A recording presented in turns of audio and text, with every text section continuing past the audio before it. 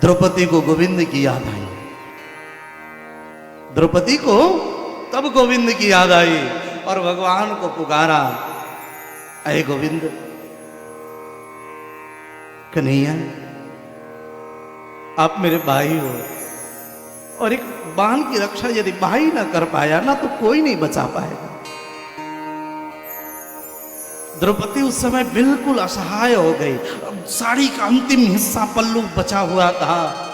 तब द्रौपदी ने दोनों हाथ ऊपर कर दिए। द्रौपदी पुकारती है कन्हैया को,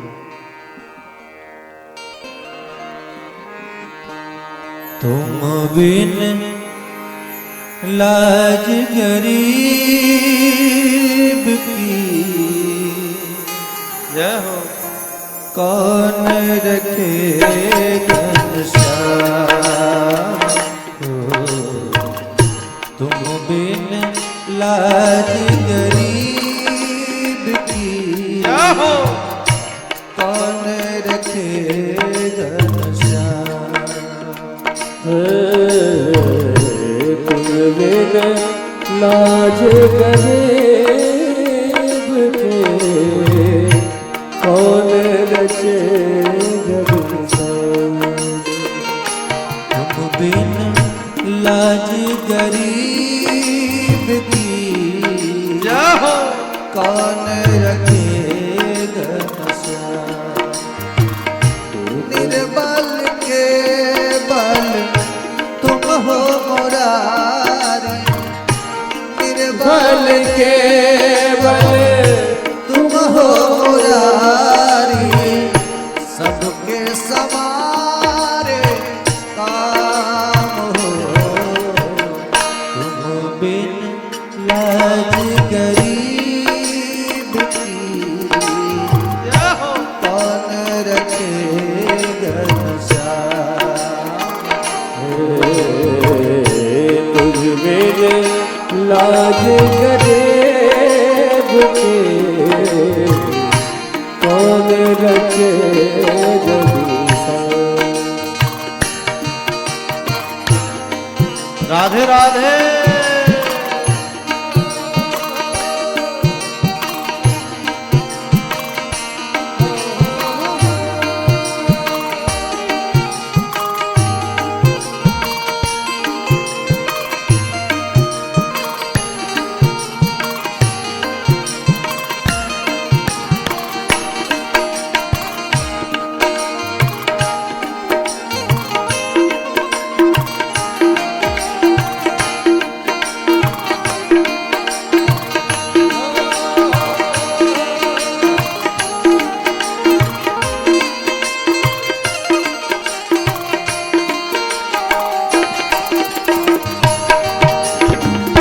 जब की ग्रह ने गज को पुकारा, अंतिम क्षण में प्राण। जब की ग्रह ने गज को पुकारा, अंतिम क्षण में प्राण।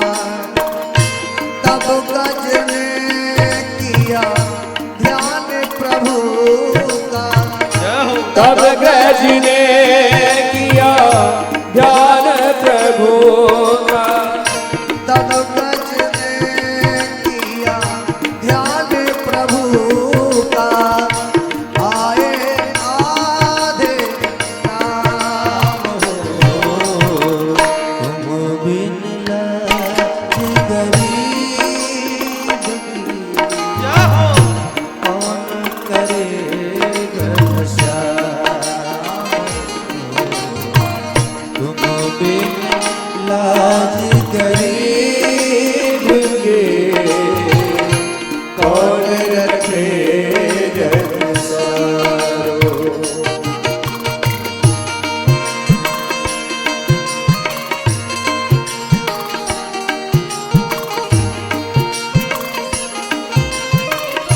श्री राधे राधे।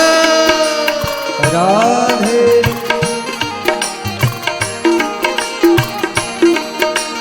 ओ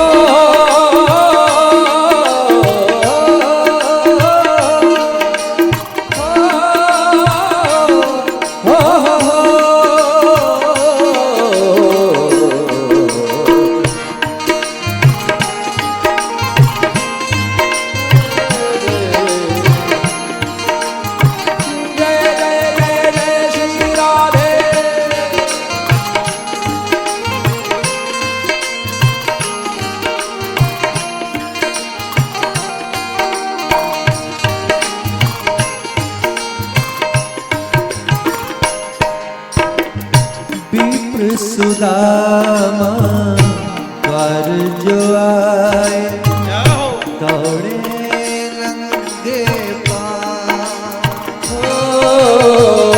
मित्र सुदामा द्वार जो आए दौड़े नंगे पाँव। दीप सुदामा द्वार जो आए दौड़े नंगे पाँव। चरण धोई निज जाओ धाम दिया तुम। चरण धोई निज धाम दिया तुम। जानत सकल जहान हो तुम बिन लाज गरीब की कौन रखे घनश्याम हो। तुम बिन लाज गरीब के कौन रखे जग सोए। निर्बल के बल जाओ तुम हो मुरारी। बल के बल तुम हो मुरारे। सबके सवारे काम हो तुम बिन लाज गरीब की कौन रखे घनश्याम हो। तुम बिन लाज गरीब की कौन रखे घनश्याम हो। मेरे श्याम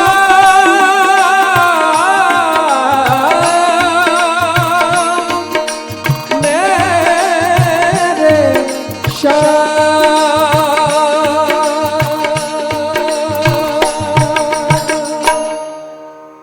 द्रौपदी ने जब जैसे दोनों हाथ ऊंचा किया, कन्हैया ऐ गोविंद, लाज रहे तो तेरी लाज जाए तो दे।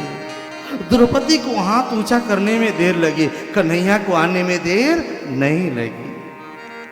दुशासन साड़ियां खींच रहा, साड़ियों का अंबार लग गया, एक रंग के नहीं कई कलर कई रंग के।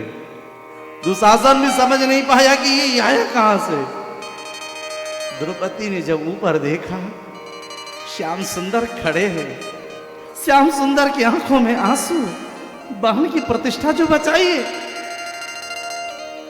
गोविंद ने विचार किया, इतना बड़ा काम किया हूं, बहन की प्रतिष्ठा जा रही थी, बचाया, बहन खुश होगी, द्रौपदी आशीर्वाद देगी, सम्मान करेगी। लेकिन ऐसा हुआ नहीं।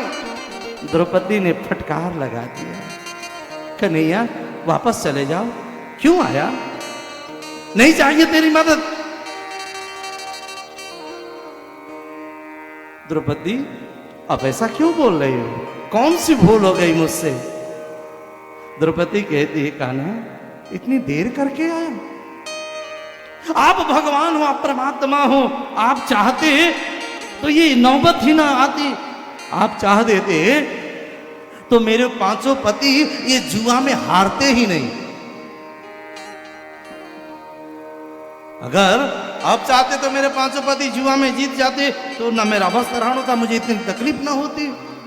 कन्हैया ने एक बहुत प्यारी बात कही। भगवान कहते, द्रौपदी इसमें भी मेरी कोई गलती नहीं है। पूछ अपने पांचों पतियों से। जब ये पासा फेंकने की बारी आई ना,